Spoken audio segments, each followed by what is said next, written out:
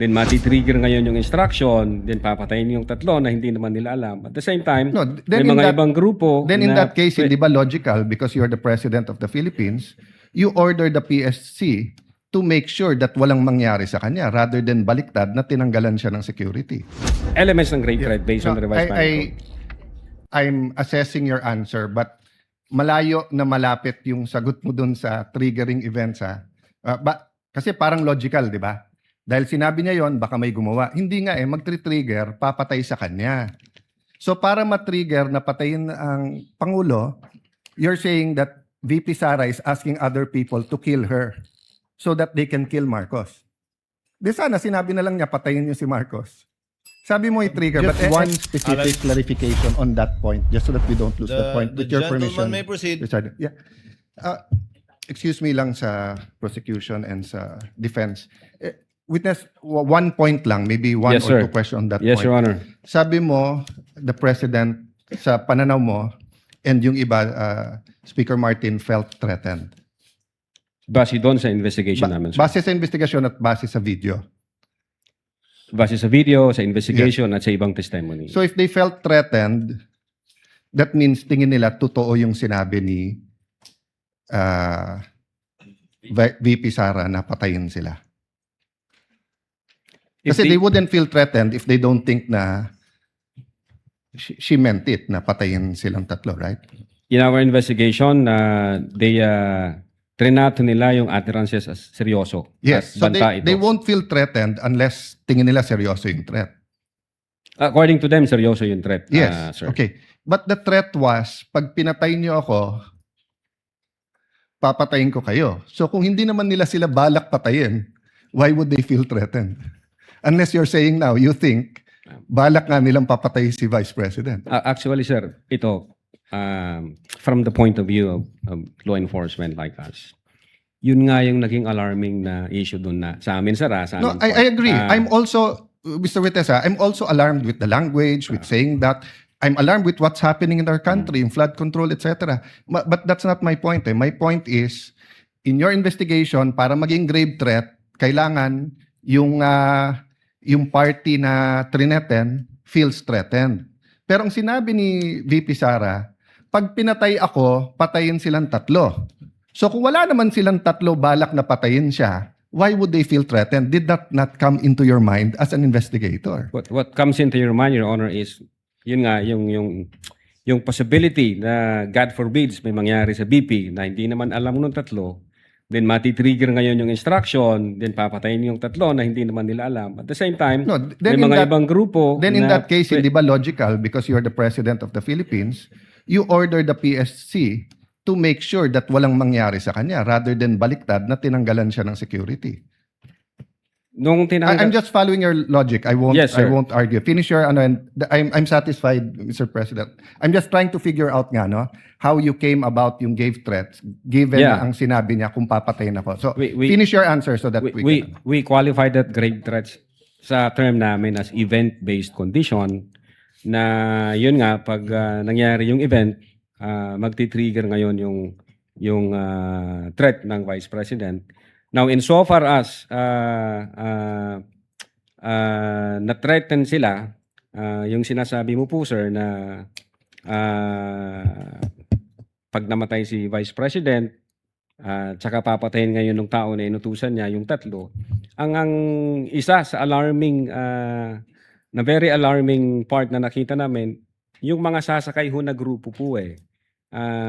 Kasi, God forbid, pwedeng mawala ang Vice Presidente but not necessarily sila yung dahilan. Pwedeng namatay siya for one reason or the other. Then, ang impression na ng marami, ang may kasalanan nito, yung tatlo. So, again, magkakalabo-labo na yan. May sasakay na sa issue, thinking na pag pinatay nila yung tatlo, ang sisisihin ngayon yung kampo ni Vice Presidente kasi may attirances na ginawa ang Vice Presidente to that effect. So, yun ho yung sa investigation namin. Now, insofar as pumasok ho yung elements ng grave threats, yeah, we believe na pumasok yung elements ng grave threats kasi nasatisfy ho lahat ng elements ng grave threat based on the revised penal code. I'm assessing your answer, but malayo na malapit yung sagot mo dun sa triggering events, ha? Kasi parang logical, di ba? Dahil sinabi niya yon, baka may gumawa. Hindi nga mag-trigger, papatay sa kanya. So para matrigger na patayin ang Pangulo, you're saying that VP Sara is asking other people to kill her so that they can kill Marcos. Di sana sinabi na lang niya patayin niyo si Marcos.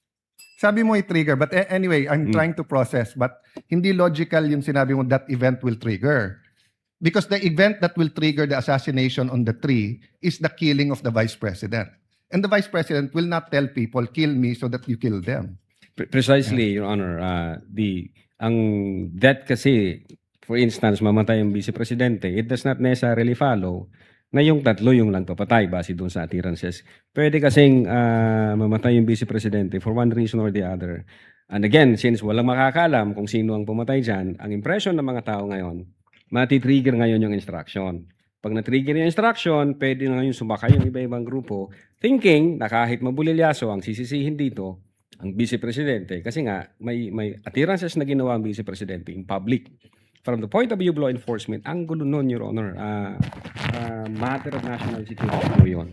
It's a matter of national security, Your Honor. Counsel for the respondent may proceed with his cross. So just to, before I leave this point, at any rate, you made all those observations and conclusions without any background on forensic What do you mean? psychology, correct? I don't have background for forensic All right. psychology. Okay, that's enough. Now, I'll go on to a different point. Let's talk about the context of these statements. The press con included a question and answer portion. Again, sir? The press con included a question and answer portion. Yes, I think so. And the VP Sara statement, which you investigated, was an answer to a question that was asked during the press con. Yes, sir. And in fact, the focus of your investigation was VP Sara's answer, correct? What kind of answer, sir? Answer to the question asked in the press con. Can you tell me the specific questions and the specific answers? You were sir? the one who investigated it and you don't know the statement that you Objection, investigated? I will Marami object yung vague. question doon, maraming answers, sir. Saan po Exactly. doon ang tinutukoy? Objection niyo? vague. Sustained. Kindly reform, counsel. All right. In our exhibit D-1-145A, I will read the transcription. This is the transcription also by John Mark Kalilong, dated December 26, 2024. A certain Princess Maui asked, Counsel may approach from both parties to assist the witness. mag-iingat po kayo kasi sa dinami-rami ng pasabog ninyo ngayong gabi, it seems like marami po talaga kayong alam about them dahil sa pagkakasama ninyo sa kanila during the campaign and during the 2022 elections. Baka po mamaya kasi totoo yung mga naririnig namin, I don't know if it's true, na meron daw silang Operation Romanov. And baka bala kayong ubusin ang inyong pamilya dahil hadlang kayo sa kanilang mga balak in the future. So mag-iingat po kayo. My question to you is this. Will you agree that based on this question by one Princess Maui, there was also a threat against VP Sara and her family, namely Operation Romanov? Well, sabi ko nga, narinig ko yung term na Romanov nung binigkas yun ni Mayor Baste noong January during Maisog Rally. Other than that, wala ako kaming validated na about Romanov operation. But you watched this video, correct? So you heard it also during that time. Yan ho yung sabi ni Princess Maui, sir. So you heard Then, it. nag-invite kami kay Princess Maui, tinanong ko yung agent on case, kung nag-invite ba tayo kay Princess Maui, ang sabi ng agent on case, hindi raw siya nag-appear. All right. Kasi we want to clarify With the things. sir. permission of the counsel for the respondent, what is the pleasure of Senator Judge Rafi Tulfo?